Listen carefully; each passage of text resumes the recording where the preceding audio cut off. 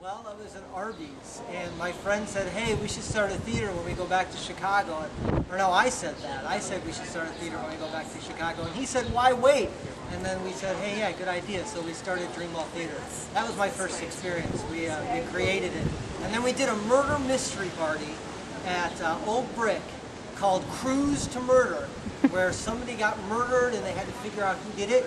And we had the staff of the Press Citizen come, and they were the audience and the participants, and of course we got really good media coverage because it was the Press Citizen.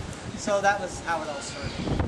I was afraid you were going to ask that because I don't even remember, and I've been involved with Dreamwell for a very long time, longer than I can recall. And it's been one of the reasons I can't remember what my first Dreamwell experience is because a lot of the people that are involved in this theater have done lots of other things in the area, and so it's another thing that I like about this theater is that we bring people in and anybody can participate. So I was in a play with two other people who were experienced actors. So the great thing about that play, it was called To Jerusalem. It was a great way to learn from other actors who were much more experienced than me, and the director also was well experienced, and it was just a great growing experience and learning experience for me.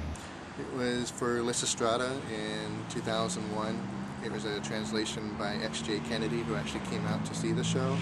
And I really liked that show because I got to meet up a lot of people because it was a pretty big cast of about 16 or 18 people. My first experience with Dreamwell was as a woman. I was the polecat in Lysistrata. So I had a miniskirt that went from here to here, and long blonde hair and high heels. That was my experience. Book of Liz, when it was the second time it was done, when I was out at the mall. We had the theater up there, and that's when I got started with Dreamwell then. My first experience with Dreamwell Theater was accidentally auditioning for The Pillow Man, which I got the lead role in, and it rocked.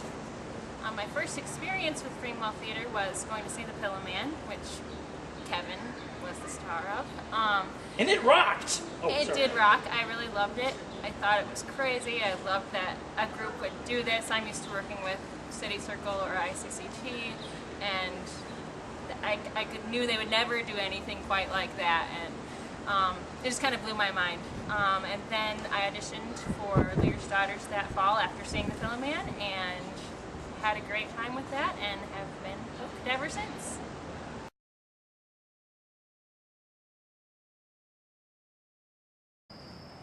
Clue number 7.